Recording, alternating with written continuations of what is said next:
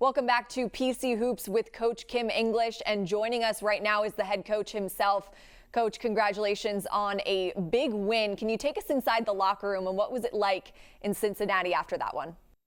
Yeah, it was good. It was a lot of positive emotion and excitement.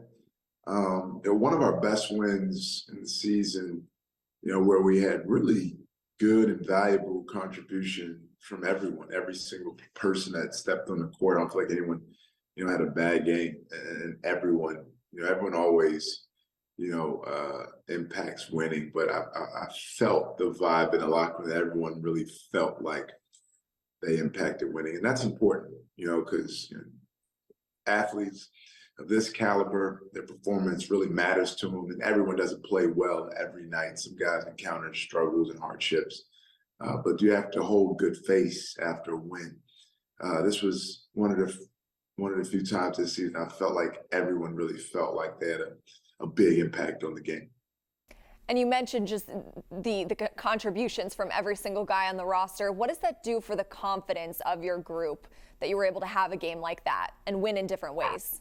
Yeah, I think it's positive for sure, especially this time of the year where you want to be getting to the point where you're playing some of your best basketball. But I'm just happy when our guys are happy. But in this league, like so many leagues around the country, that happiness needs to leave you by about midnight, even when it's a late tip, because we have to, start to prepare and get focused for Marquette. Another guy in particular that I want to ask you about is Jaden Pierre. You had a lot to say about him after the game, and that you obviously are very fond of him as a basketball player and as a person.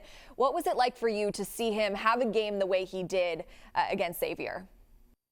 Yeah, I was actually texting with his dad the day before the game. Just so great of a job I think he's doing, and how we want him to be more aggressive and do more for us. And I think that, like I said last night, there is no limit on the impact that Jaden Pierre can have at Providence College. So I was really happy for him. I get on Jaden the most about turning down shots and not being aggressive. Those are the two areas I coach him the hardest, where a lot of coaches are telling you not to shoot.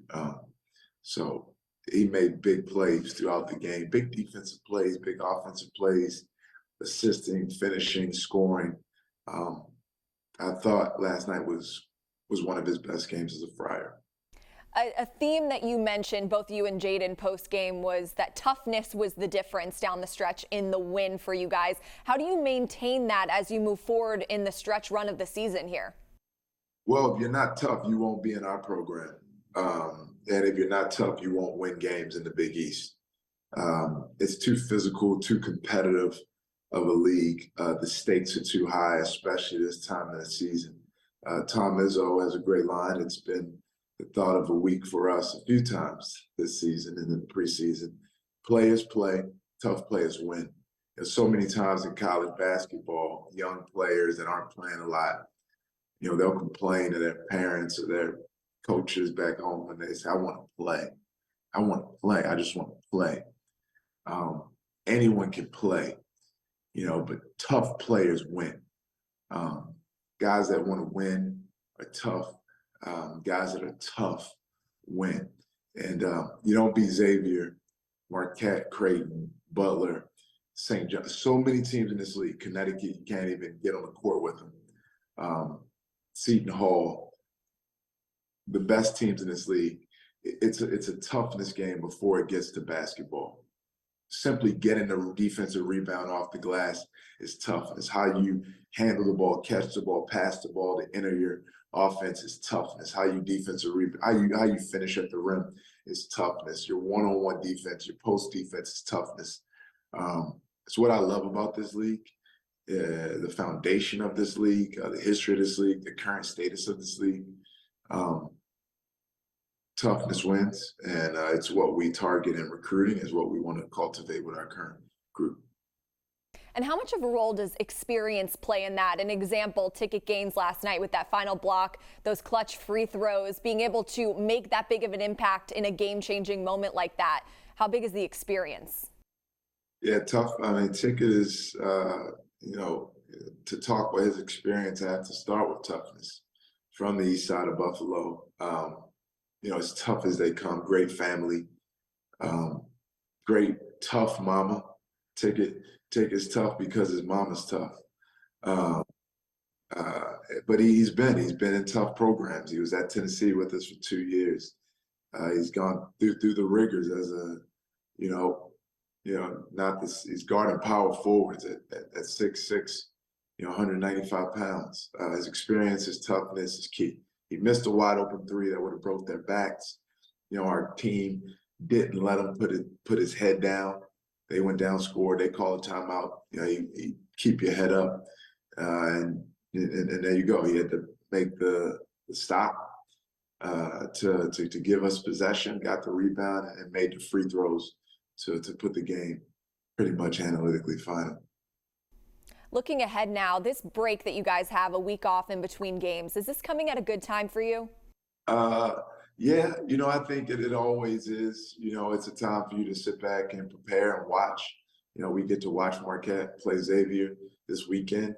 It's around, high school basketball championship season. We get to watch some local kids compete for championships and playoff runs. Our guys get time to bond, connect, rest up, recover from some injuries and rehab, and then get ready to play one of the best teams in the country on Wednesday.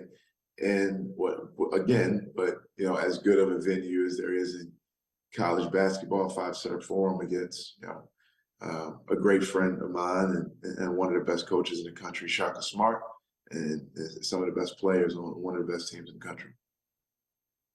How difficult is it to beat a team like that twice, a team of that caliber? Yeah, it's very difficult. It's difficult to beat them once. But there's obviously added incentive, for them, to get even, to right the ship like we've done in our chances playing a team for a second time so far this season. We have 2 more opportunities to, play a team that beat us. But you just have to be the best version of yourself. It's all you can focus on. Be the most disciplined, toughest, most connected team as you can possibly be to give yourself a chance to play well and have a chance to win at such a difficult venue. And you talked after the game about March and how magical it is as a player. Obviously, you have experience from the player standpoint being there. For you to be able to kind of coach your players and guide your players through this stretch run to hopefully get to that end goal of making it to March and making a run in March, what's the mentality that you need to have and that you hope to impart on the guys during this critical part of the season? We talked about it a bit, just what it's like playing basketball this time of year. I've always, even as a player, as a, coached in NCAA tournament at Tulsa, coached in NCAA tournament at Tennessee. Those teams, my teams, when you get into the tournament, the conference tournament even, I just feel like the team with the most enthusiasm and energy, the team with the best focus on defense, and the team with the best focus on rebounding, I feel like come out on top. And right now, it's all about our team becoming connected. This portion of the season, more than any other, and really all the others are just as important. The only thing that matters is the win. You get into some games early in the season where guys are, and it's human nature, they're looking at their stats. And sometimes it's good. Guys want to blow a team out so their other teammates, their younger teammates, can play. A lot of early season games, it's a lot of learning going on. But this time of the season, can you be focused on the mission of having more points in them at the end of the game? And can you be focused on how connected your group is? But I think most importantly, learning from all the lessons of November and December and January and putting them to good use now.